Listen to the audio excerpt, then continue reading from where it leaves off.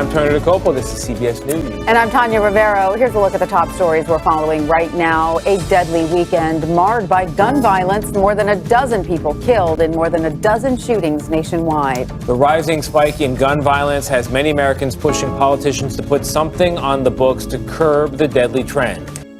Warning. This video is for all you parents that failed with your children who's out there pulling guns on people, killing people. You suck. Do better next time on raising your children. Where are the parents? Where are the fathers? Where are the mothers? Where is the community? What the hell is going on with all these senators and GOPs and all you people in high places that make terrible ass decisions for to be adults?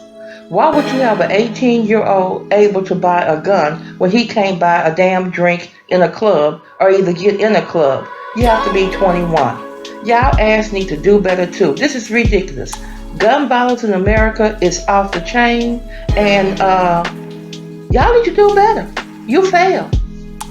So I would like for you to just sit and really focus on what I am about to say. Just think about this. This is 2022. Your kids are not safe in school. The adults and elderly, normal day people are not safe going to the grocery store. You cannot be safe if you are a young adult or an adult that likes to go to a club. You're not safe at a club. You're not safe on a major street where there's restaurants and things like that. You're not safe there. You're not safe in church because there have been shootings there too. So my question is, unless things change, where do you go or what do you do to protect yourself? Because it's not safe out there in those streets. Police say 14-year-old Ciara Jackson was in a car on Michael Donald Avenue Tuesday night when two gunmen unleashed a torrent of bullets. Assistant District Attorney Lewis Walker tells me both defendants were on the street and fired into the car. Mobile Police Sergeant John Young fighting back tears. It breaks our heart. There are men and women over off camera that have shed tears, that are heartbroken just like I am, that are saying that we're saying, when is enough enough? As police led Forrest to a patrol vehicle to take him to jail, he denied trying to hit Jackson. I didn't do it. It was evident. In addition to capital murder, Forrest and the 16-year-old both are charged with shooting into an occupied vehicle. The arrest comes a day after police arrested Cameron Walker in the shooting death of an 11-year-old. Sergeant Young offered few details about this latest homicide, such as what types of guns were used or how many shots were fired. He says he wants the focus for now to be on yet another innocent victim. Ciara's 14. She died on the street named after Michael Donald, who was the last known lynching by the Ku Klux Klan in 1980. 40 years later, more innocent blood is shed on that street that's supposed to memorialize the death, sacrificed. And a black girl is gunned down on that street by a black man. It's disgusting. I've said it.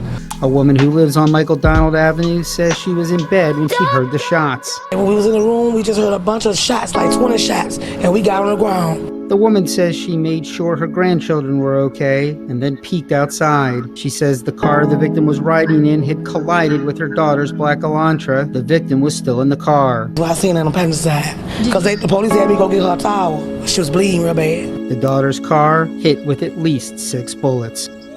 Welcome to Straddled Events. On this channel, we bring you the truth.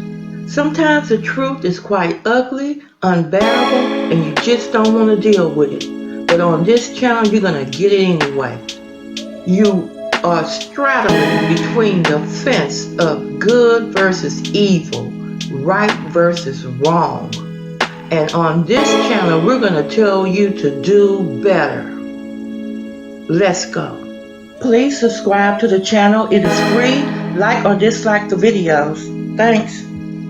But we begin with the growing calls for new gun legislation nationwide. Americans across the country are in mourning after nearly a dozen mass shootings were reported over the course of the weekend alone. Since last Friday, there have been at least 11 mass shootings carried out from coast to coast, more than a dozen people dead, dozens more injured following this spike in violence, again, nationwide. 3 mass shootings reported in the state of Michigan alone.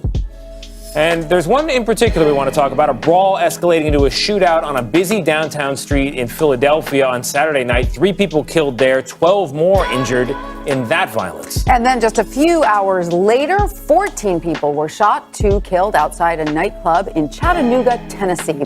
Shooting at a funeral in Racine. Police say there are several victims. Let's get right to 12 News' Matt Smith live near Graceland Cemetery. Matt. Joyce, an incredibly active scene as we come on the air at 5 o'clock. Take a look. This is the cemetery where this shooting happened, and police are continuing their response. You can see the casket there. Chaos erupted as gunfire rang out this afternoon just before 2:30. Police responding at this hour saying there are multiple victims.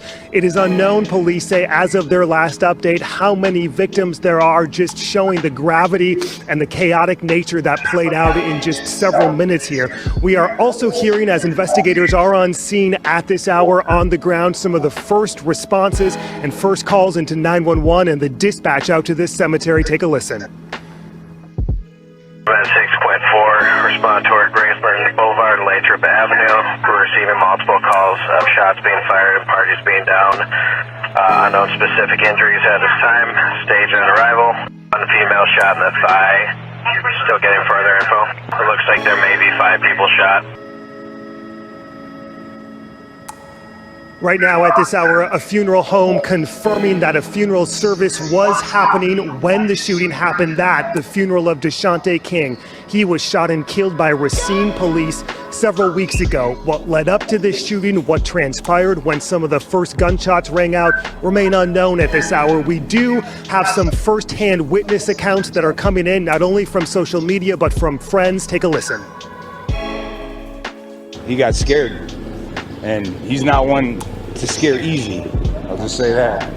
What did he tell you about what happened? He didn't. I mean, I just called him and asked him if he was okay. If he was one of them that got shot, he said no. So I'm glad he's okay. Country reels from another spree of deadly mass shootings. We got multiple victims. Crowd seen racing to escape after gunfire erupted in Philadelphia Saturday night, turning a busy street into chaos. This footage obtained by ABC News showing the fight that broke out beforehand. Investigators saying the incident started as a physical altercation between 2 men who then both started shooting. All of a sudden I hear like, rat-a-tat-tat-tat-tat-tat. There, they observed several civilians suffering from gunshot wounds lying on the sidewalk and in the street. Police say 1 gunman died, 2 bystanders also losing their lives, and 11 more people injured. And what happened is that you had some, sick maniac. Some people made it, some people didn't. The victims, 27-year-old Alexis Quinn, 34-year-old Gregory Jackson, and 22-year-old Chris Minners, a resident advisor at Girard College. In Chattanooga, Tennessee, Saturday night, 3 people killed and 14 more shot after authorities say multiple gunmen opened fire at a nightclub. Once the shots fired, multiple people fleeing the scene. It's that city's second mass shooting in just the past week. I'm tired of standing in front of you talking about guns and bodies. Chattanooga will not tolerate this in our community. Our city will put a stop to this. According to the Gun Violence Archive, there have been at least a dozen mass shootings this weekend alone. Parents and children around the country on edge. My son is deathly afraid of school now. And in Uvalde, Texas, where 19 children and 2 teachers were killed in their classroom, unimaginable grief as 3 more children, Alethea Ramirez, McKenna Elrod, and Rogelio Torres, were laid to rest over the weekend. And today, there will be a funeral for 10-year-old Ellie Garcia, a 4th grader who loved basketball. And we know as summer gets underway, we tend to see more crime. So that's a concern, as well as just the sheer number of firearms out there. In the incident here in Philly, the full video shows that both men had ample time to just walk away with both of their lives. Instead, they both had guns. Janae Norman, ABC News in Philadelphia.